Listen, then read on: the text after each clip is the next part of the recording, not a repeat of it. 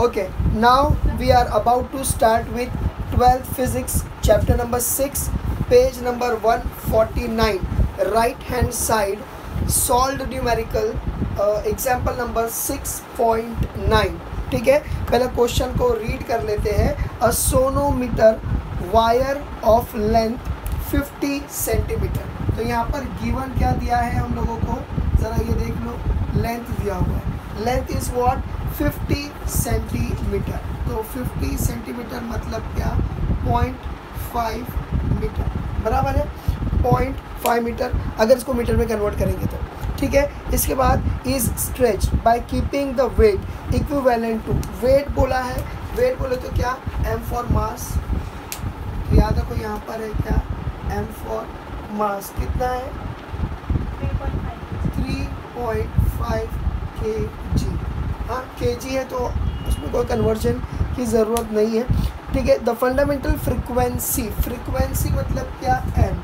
Fundamental frequency क्या है इसका, 125 हर्ट्ज. ठीक है, h और ये z 125. ठीक है, determine its linear density of wire. अभी देखिए, टू फाइंड जो है ये क्या है, ये linear density. Linear density is represented by small m. ठीक है, तो ये याद रखो कि हम लोगों को ये ढूंढना है. ठीक है, अब क्या फॉर्मूला अप्लाई करेंगे, एकदम सिंपल है.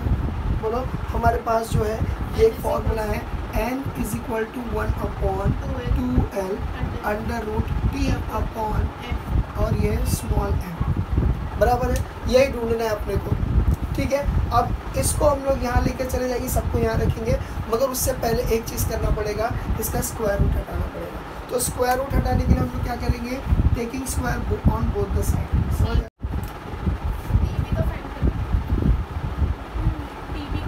अच्छा हाँ, टी है मैं बोलता हूँ. ठीक है, इजी है, इजी. ठीक है, अब देखो क्या करने का, taking square on both the side, on both the sides. ठीक है, तो क्या हो जाएगा, ये हो जाएगा n square is equal to 1 का स्क्वायर 1 है, 4l स्क्वायर और ये हो गया t अपॉन m, स्मॉल वाला m. इतना समझा. ठीक है, अब क्या करेंगे, अदला बदली. मतलब क्या करेंगे वाले में, m is equal to t upon 4l square n square. समझा, इसको इधर लेकर गया, इसको इधर लेकर गया, 1 से मल्टीप्लाई किया t को तो t आ गया, 4l स्क्वायर वही है नीचे के नीचे. इतना समझ गया. अब खाली वैल्यूज़ पुट करना है हम लोगों को. ठीक है, अब देखो एक चीज़ आपको याद होगी कि क्या हो जाता है, हाँ, tension is equal to what, M G. M मतलब कैपिटल एम, एम मतलब क्या, mass. Mass into gravity is equal to tension.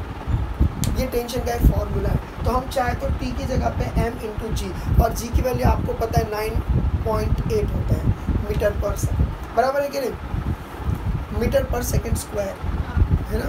ठीक है, तो ये हो जाता है. तो देखो हम लोग क्या करेंगे, ठीक है, but we know that t is equal to this. तो अभी देखो वैल्यूज़ डाल देंगे, m is equal to T की जगह पे क्या है, कैपिटल m और g और 4l स्क्वायर और n स्क्वायर. अब इन लोगों को वैल्यूज़ पुट करके यहाँ पर हम लोग लिखेंगे, वैल्यूज़ पुट करेंगे. m की वैल्यू ढूंढना है. कैपिटल M की वैल्यू क्या है हमारे पास, 3.5 इंटू जी की वैल्यू क्या है, 9.8 द होल अपॉन 4 की वैल्यू और L क्या है अपने पास, 0.5, हाँ, द होल स्क्वायर और n स्क्वायर, n क्या है अपने पास, 125 द होल स्क्वायर. इतना समझ गया, बस इसको सॉल्व करो, आंसर आ जाएगा. ठीक है, लेट मेक इट सिंपल. ठीक है, upon 4 into 0.5 into 0.5 into 125 the whole square. इतना समझा. अब इसके अंदर हम लोग 100 से मल्टीप्लाई अगर करते हैं तो क्या हो जाएगा, देखो 3, 5 फिर 10 बचेगा, फिर 10 को मल्टीप्लाई करेंगे 9 8, ठीक है। फिर उसको ऐसा करके 4 इंटू 5 इंटू 125 इंटू 125, हाँ रुको 2 2 ज़ा, ठीक है, 2 4 ज़ा 2 9 ज़ा, है ना, बराबर है। फिर उसके बाद 5 1 ज़ा 5 7 ज़ा, बराबर है। सब पता नहीं 49 इंटू 7 7 9 ज़ा 9 7 ज़ा 36 33 कैरी 6 7 4 ज़ा 28 7 4 ज़ा 28 28 और 6 कितना होता है 34 ए यहाँ बैठ, तो सीधा रहना, तो यहाँ बैठ। 7 4 ज़ा 28 29 30 31 32 33 34 हो गया। तो ये कितना हो गया 343 अपॉन, और ये हो गया 10 इंटू 125 इंटू 125, बोलो समझा। 10 इंटू 125 125, करो ना तुम। तो अभी इतना कर लिए। अब इसके बाद you have to apply a log, otherwise calculation में बहुत टाइम जाएगा और एरर के चांसेस बढ़ जाएंगे। तो इसके लिए आप लोग लॉग से करेंगे। तो देखिए यहाँ पर आंसर आपकी बुक में दिया हुआ है 2.195 इंटू 10⁻³ kg पर मीटर, ठीक है। ये आप लोगों को दिया है, ये आंसर आप लोगों का आएगा। मेन ये मुद्दा था कि ये चीज़ आता कैसे है। ये एक बार आप उसको फॉर्मूले के हिसाब से नंबर को ढाल दिए। देखो जो गिवन रहता है ना कहीं वो हिंट देता है कि फॉर्मूले में कुछ ना कुछ चेंजेस या अल्टरेशन है। समझ में आया? हाँ हाँ, okay. Now we are about to start with the next numerical which is on page number 150 ठीक है 6.10। इसका ज़रा पढ़ लेते हैं हम लोग। The 2 wires of same material and same क्या ये क्रॉस सेक्शन या area of cross section are stretch on sonometer in succession. देखो इसका मतलब क्या बोल रहा है कि दोनों वायर सेम मटेरियल के बने, 2 वायर है सोनोमीटर के ऊपर, लेकिन दोनों का एरिया ऑफ क्रॉस सेक्शन मतलब क्या, इन लोगों का डायमीटर सेम है और दोनों सेम मटेरियल। अगर सपोज करो ये कॉपर वायर तो ये भी कॉपर वायर, समझ में आया? तो दोनों का ये सेम है, ठीक है। तो ये बोल रहा है। फिर उसके बाद the length of 1 wire is, ध्यान से सुनो, the length of 1 wire is, तो यहाँ गिवन है लेंथ ऑफ 1 वायर इज, तो L1 लेना पड़ेगा। कितना है ये 60 सेंटीमीटर और length of other wire is कितना है 30 सेंटीमीटर, ठीक है।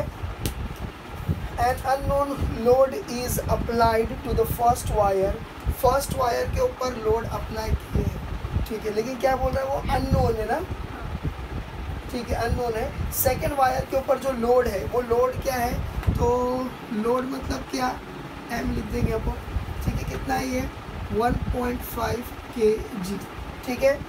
If both the wire vibrate with the same frequency, same fundamental frequency, calculate unknown load।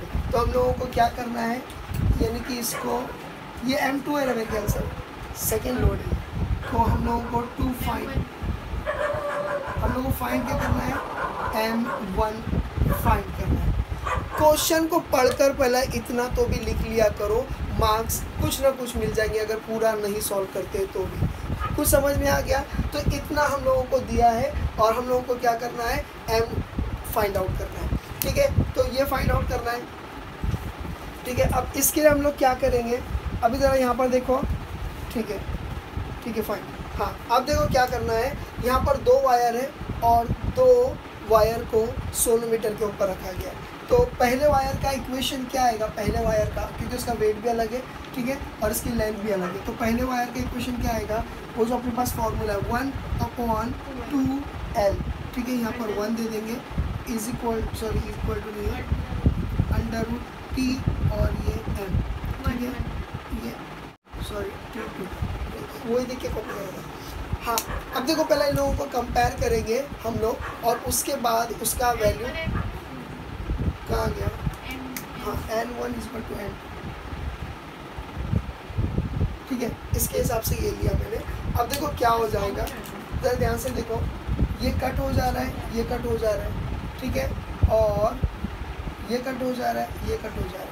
तो अपने पास बचा क्या, देखो हम लोग के पास बचा क्या, ज़रा देखो क्या हो जा रहा है,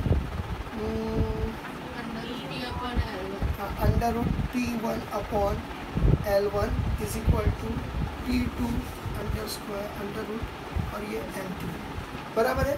अपने पास ये दो चीज़ बची है। अब अपने को क्या ढूंढने का है, ज़रा ध्यान से देखो, M1 मतलब क्या, टेंशन, क्योंकि मास की वजह से टेंशन क्रिएट हुआ था, तो इसको अगर ढूंढना है तो इसको उठा के यहाँ लाना पड़ेगा। तो याद रखो T1 under root is equal to L1 और यहाँ पर है T2 अपॉन L2, बोले समझा। अब इन लोगों की वैल्यू डाल दो, इन लोगों की वैल्यू डालेंगे तो हम लोगों को इंशाल्लाह आंसर मिल जाएगा। वो क्या है ज़रा देखो, L1 की वैल्यू क्या है 60 इंटू, ठीक है, T की वैल्यू क्या है, हाँ mg लेंगे, m क्या है इसका 1.5 इंटू 9.8, बराबर है, अरे सही है कि नहीं, और द होल अपॉन L2 क्या है 30, बोले सही कि नहीं। अभी देखिए एक अच्छा पॉइंट याद दिलाए ज़ेबा ने, इनका बर्थडे है, ठीक है, याद रखो ये जो है L1 ये सेंटीमीटर में है और मास जो है ये केजी में, तो ये SI यूनिट फॉलो कर रहा है, ये CGS फॉलो कर रहा है, तो ऐसा बिल्कुल भी एप्लीकेबल नहीं होता है। तो याद रखो इसको हम लोगों को मीटर में कन्वर्ट करना पड़ेगा। तो इसकी मीटर की वैल्यू क्या है मैं यहाँ लिख देता हूँ, 0.6 मीटर हो जाएगा, और ये जो 30 सेंटीमीटर है 0.3 सेंटीमीटर। कैसा मैं मीटर में कन्वर्ट करता हूँ, और हाँ कैसा मीटर में कन्वर्ट करता हूँ, ठीक है, उसके मेरे शुरू के अगर आप लोग लेक्चर देखेंगे उसके अंदर मैंने बताया छोटे से बड़ा, बड़े से छोटा, ठीक है। तो ये हो गया, तो यानी कि ये इस तरीके से मैंने लिख दिया, ठीक है। अब इसको चाहे तो हम लोग कट कर सकते हैं, 3 1 सा 3 2 सा, बराबर है कि नहीं, तो इसको छोड़ देंगे, छोड़ सकते हैं। अच्छा चलो फिर इसको मल्टीप्लाई बाय 10 कर देते हैं, ठीक है, ये कर देंगे, सही है ना, सही है, ठीक है। तो अब देखो हमारे पास जो बचता है वो, मैं इसको रब कर दूँ, अच्छा नहीं रब करता। अब देखो यहाँ पर हम लोग लिख देंगे 2 इंटू 9.8, बराबर है, ये हो जाता है क्या T1, अरे हाँ अरे वो तो अंडरस्टूड है ठीक है, ये हो गया। अब इससे हम लोग को इसको मल्टीप्लाई करने का, तो taking square on both the side, इसीलिए तो बता रही थी सर मेरे को बोथ साइड। देखो ये T1 हो गया इज इक्वल टू 4 हो गया, और ये 1.5 इंटू 9.8, बोले इतना समझा। अब बस इन लोगों को मल्टीप्लाई कर दो तो कितना हो जाएगा। अब जरा यहाँ पर ध्यान दीजिए प्लीज़, यहाँ पर ध्यान दीजिए। आप लोग सोच रहे होंगे सर इसको भी मल्टीप्लाई करेंगे, अरे ऐसा नहीं कर सकते, वो इसलिए नहीं कर सकते because T is equal to what, tension, tension is equal to what, mass into gravity. ये ग्रेविटी की वैल्यू ऑलरेडी है, तो हमको जो आगे मिला वो क्या है, वो मास है। तो यहाँ पर हमको मिल गया 6 kg, समझ में आया। तो याद रखो हमारा जो M1 है, या हम ये बोलेंगे T1 जो है ये हो जाता है 6 kg। बोलो समझा कि नहीं समझा, हाँ ये M1 है, ये M1 ये समझ गया आप लोगों को। बस with this we have completed this मतलब numerical. Okay, now we are about to start with solved numerical 6.11 which is on page number 150 left hand side. अब देखो यहाँ पर क्या दिया हुआ है, हम लोग जल्दी जल्दी उसको पढ़ लेंगे। सबसे पहला देखेंगे कि गिवन में क्या क्या है हमारे पास, ठीक है। A wire has a linear density, linear density मतलब क्या, स्मॉल m। कितना है ये स्मॉल m, ज़रा देखो 4.0 इंटू 10⁻³ kg पर मीटर, बराबर है। Is stretch between 2 rigid supports with tension, tension यानी कि T is equal to what 360 newton. अब ये न्यूटन बोला है तो इसका मतलब उसने ये ऐड कर दिया है ग्रेविटी, ठीक है। तो ये न्यूटन बोल दिया इसने ऑलरेडी। ठीक है, the wire resonate at frequency. अब यहाँ पर उसने दो फ्रिक्वेंसी दिया हुआ है, एक है 420 हर्ट्ज, तो यानी कि N1 is equal to what 420 hertz और HZ